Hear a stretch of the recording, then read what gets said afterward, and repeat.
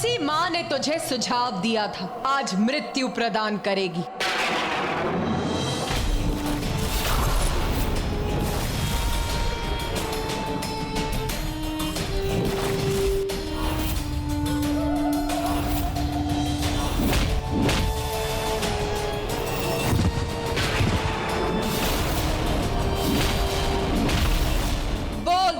बोल कैसा अनुष्ठान दुष्ट? माता, अजय हूँ माता मैं। आपके कहने पर 94 करोड़ बार अनुष्ठान किया था मैंने।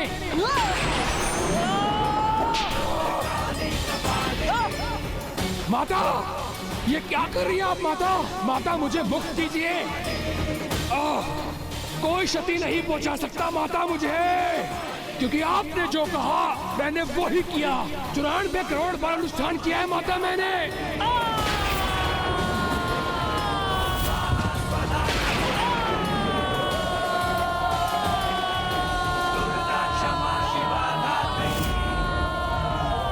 ये क्या कर रही हैं आप माता?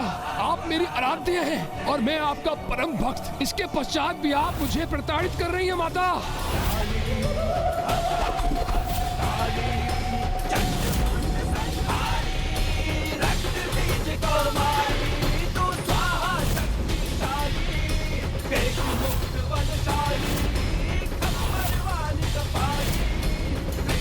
माता, ये पुनः इस गुफा में क्यों लेकर आई आप मुझे? कैसा अनुष्ठान संपन्न किया है तूने दुष्ट? बोल, उत्तर दे। वही माता जो आपने कहा था। 94 करोड़ बार की पूजा अनुष्ठान की है मैंने, और ये हिमलम साक्षी है मेरे उस पूर्ण हुए अनुष्ठान के।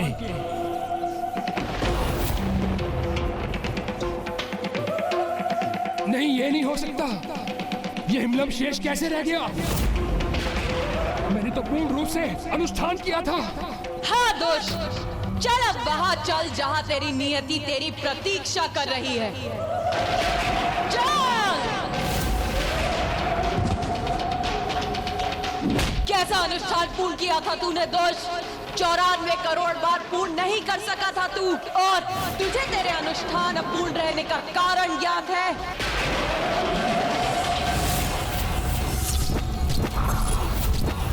मेरा अनुष्ठान अपूर्ण कैसे रह गया?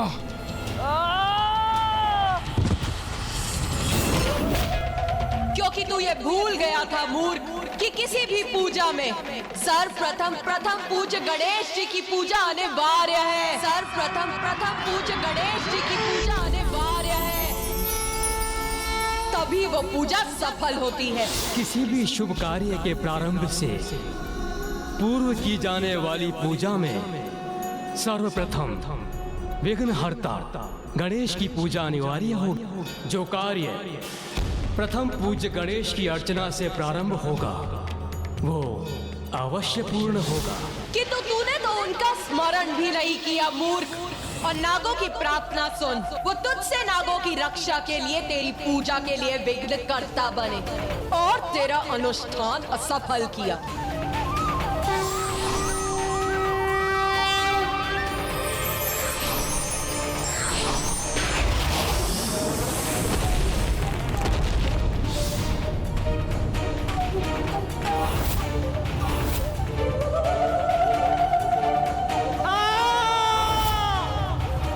अनेकों बार तूने मुझे विवश किया, किंतु फिर भी मैंने तुझे दंडित नहीं किया, क्योंकि तेरे भीतर वैदिक ज्ञान सम्माहित हो गया था।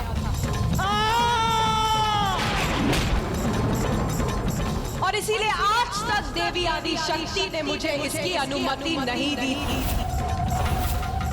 कि तू अब तेरे पापों की गागर भरकर फट चुकी है।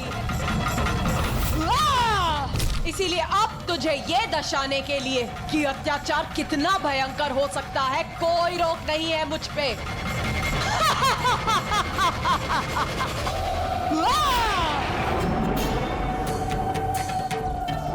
बहुत समझाया था तुझे।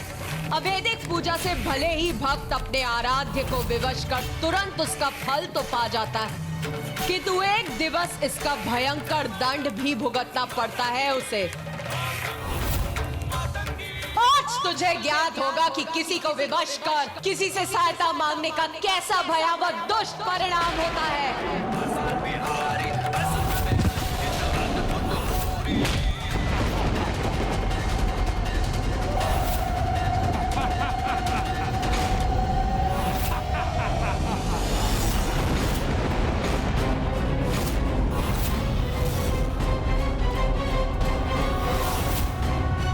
भय करो मूर्ख अधर्मी, उद्दंडता भरी हंसी मत हंसो।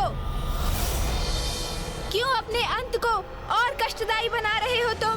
ये मेरा कष्टदायी अंत नहीं, ये तो तुम्हारी देवी की सफलता रूपी कष्ट से भरी पराजय है। क्योंकि ये देवी कोई क्षति नहीं पहुंचा सकती मुझे। क्यों देवी, तुम्हें ये भी ज्ञात नहीं कि मेरा वध करने में सर्वथा असमर्थ रहोगी तुम? यदि इतनी ही शीघ्र अपने अंत के लिए तत्पर हो रहे हो तो तैयार हो जाओ पापी, तुम्हारा अंत निकट भी है और सुनिश्चित। नहीं, सुनिश्चित है तो बस यही कि मेरा वध कोई नहीं कर सकता, कोई नहीं। क्योंकि यहाँ कोई नहीं जिसने वर्षों तक अपनी पलकें न झपकाई हो।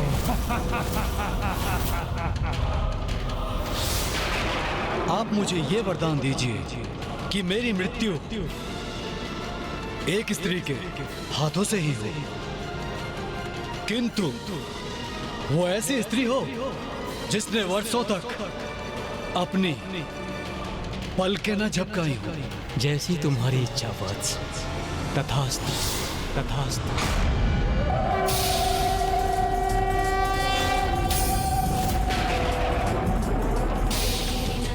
सूर्यास्त होने को है।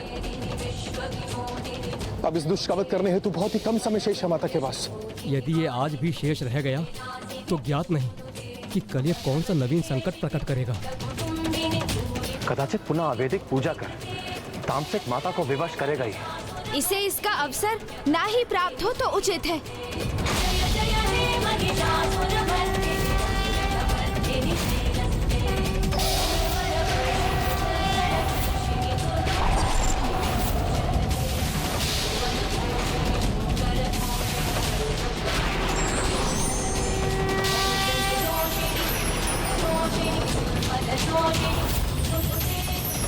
ये भाई का प्रकाश कैसा है जिसे देखना भी मेरे लिए दुबार हो रहा है।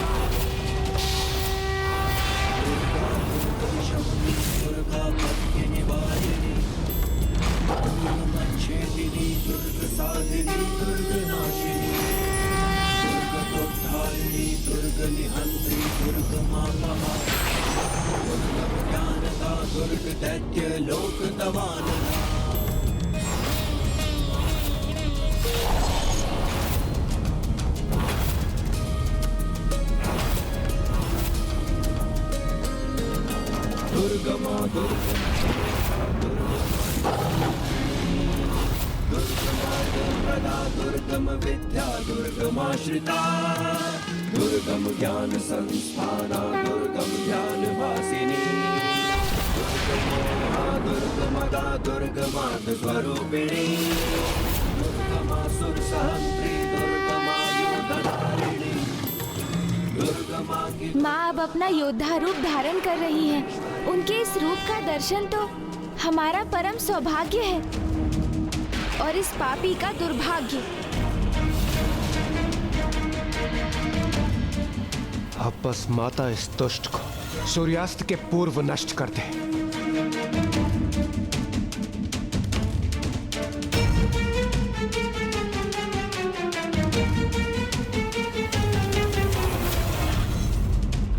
कुछ क्षण और व्यर्थ करने में सफल हो गया और मैं पुनः सुरक्षित हो जाऊंगा।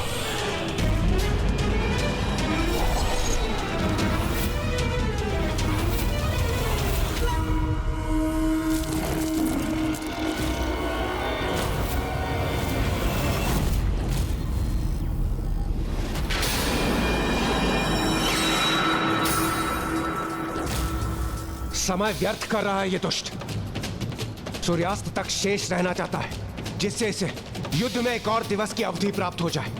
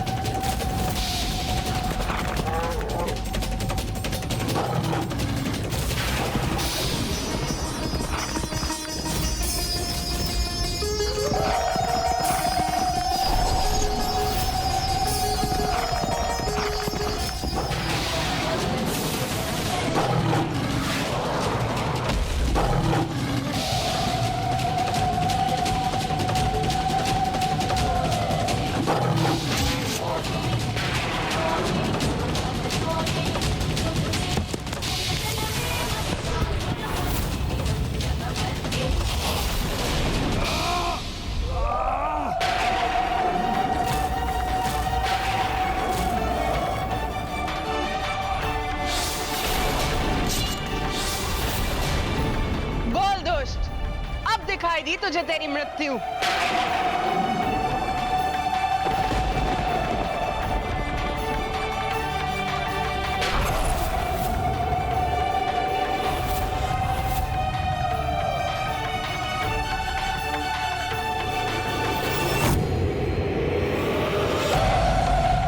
बस किसी प्रकार आज का सूर्यास्त देख लूं मैं।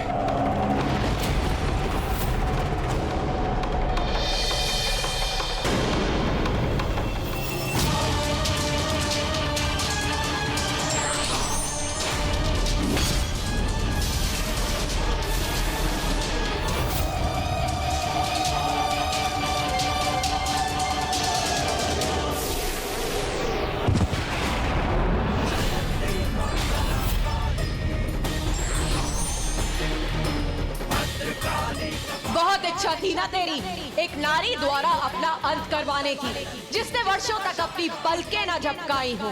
तो लो देख देख, मैं विशालाक्षी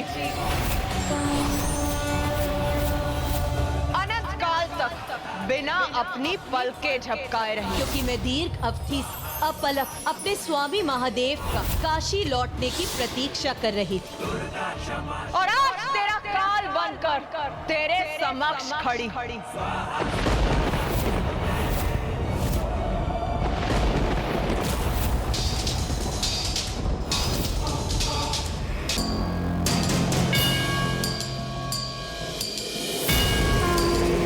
माँ विशालाक्षी ने तो कभी अपनी पलकें नहीं झपकी। आज उन्हीं के हाथों इस दुष्ट की पलकें सदा सदा के लिए निस्पंद पड़ जाएंगी, बंद हो जाएंगी। देख दुर्गमासुर, देख मुझे दुर्गा रूप धारण कर तेरे समक्ष प्रस्तुत हूँ मैं।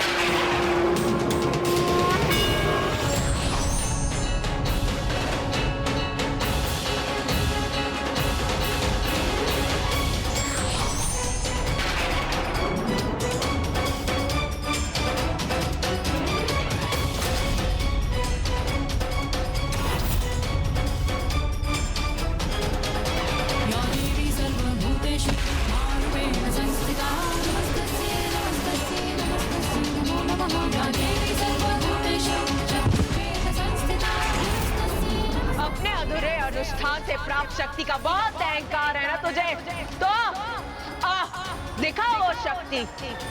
साहस शेष है तो युद्ध कर मुझसे। कुछ ही क्षण शेष रह जाऊं तो सूर्यास्त हो जाएगा।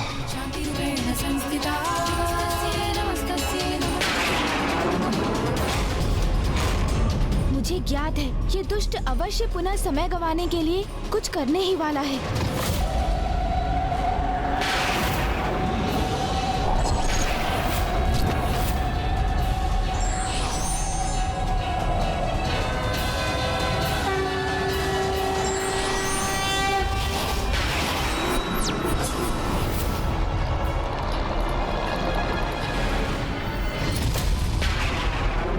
पूजा अवश्य पूर्ण न हुई हो, किंतु देवी आदिशक्ति को पराजित करने की मेरी इच्छा अवश्य पूर्ण होगी। रस्सी जल गई किंतु बल नहीं गया, इसे ही कहते हैं अहंकार।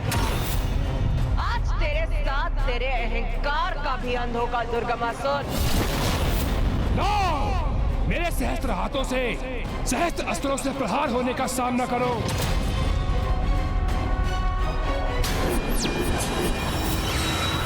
देवी, मेरे सहस्त्र हाथ तुम्हें सहस्त्र भागों में छत विछत करेंगे।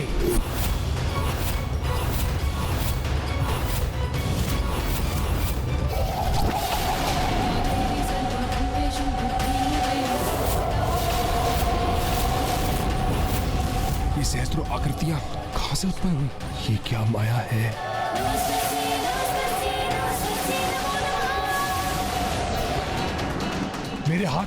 मेरे हाथों को अपना भोजन बना लिया इन दुष्टाओं ने।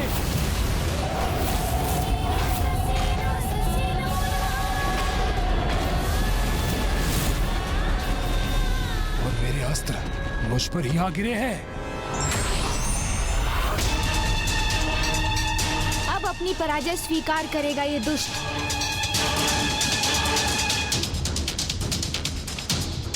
तुम कुछ भी कर लो, किंतु दुर्गमासुर को पराजित नहीं कर सकोगे तुम।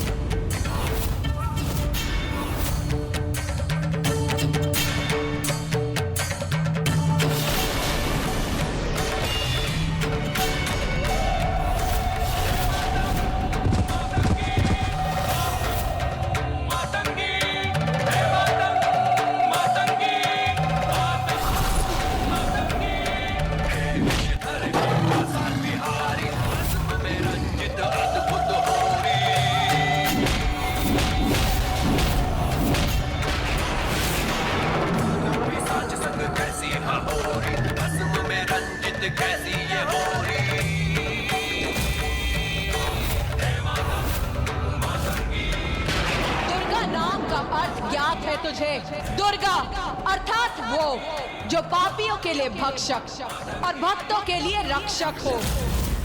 दुर्गा अर्थात वो जो दुर्गम से दुर्गम कार्य को पल भर में पूर्ण करे। दुर्गा अर्थात वो जो दुर्गम से दुर्गम दुष्टता का विनाश कर शांति, समृद्धि और धर्म की सत्ता स्थापित करे। दुर्गा अर्थात वो जो पांचों ज्ञानेंद्रियों और पांचों कामेंद्रियों से उत्पन्न पाप विकारों के आभेद में फंसी आत्माओं को मुक्त कराए। और आज ये दुर्गा दुर्गमासुर का अंत कर उसकी आत्मा को पापमय जीवन से मुक्त करेगी। तो तुच्छ नारी पुकारता रहा ना जिसे, आज वही नारी तेरे अंत के उपरांत दुर्गा नाम से विख्यात होगी।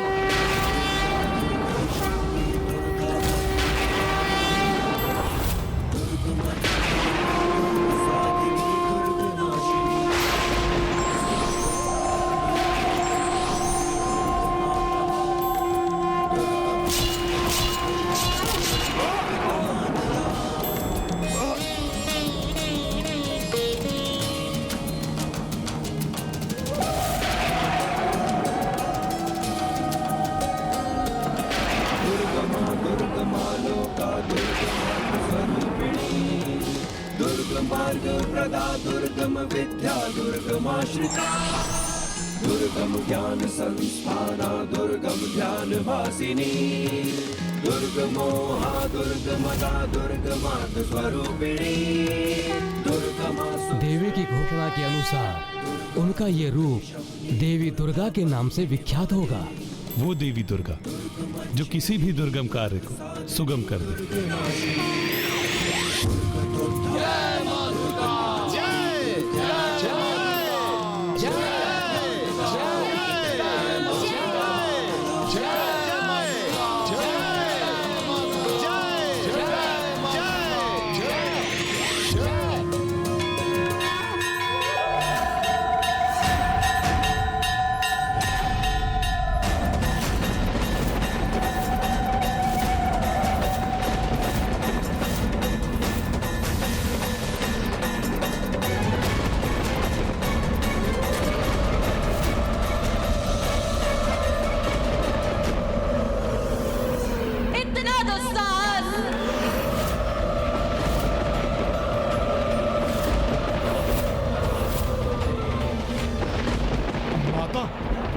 माता, मैं तो अपना कर्तव्य करने इस दुष्ट आत्मा को लेने भर आया था माता।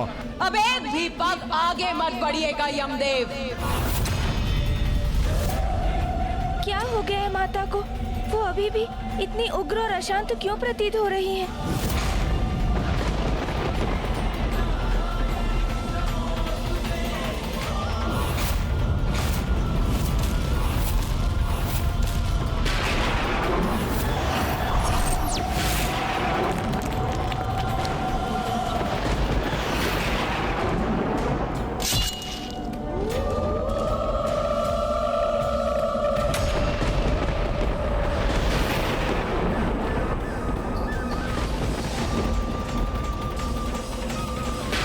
माँ का क्रोध तो बढ़ता ही जा रहा है।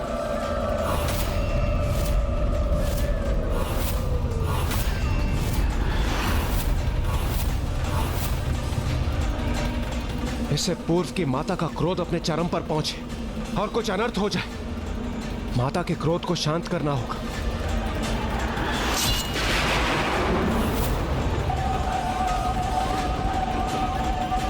माता, शांत हो जाइए माता, हमारी प्रार्थना सुन लीजिए, अपने क्रोध को शांत कीजिए माता। अब तो ये दुष्ट आपके पैरों तले है, विनाश हो चुका है उसका। इसलिए अपना क्रोध शांत कीजिए माता। माता हमारी प्रार्थना सुनिए माता, शांत हो जाइए। इस समय माँ माता आदिशक्ति अथवा माता विशालाक्षी के रूप में नहीं, माँ दुर्गा के रूप में है। दुर्गम संकट से रक्षा करने वाली माँ दुर्गा को तो उन्हीं के नाम के उच्चारण से शांत किया जा सकता है।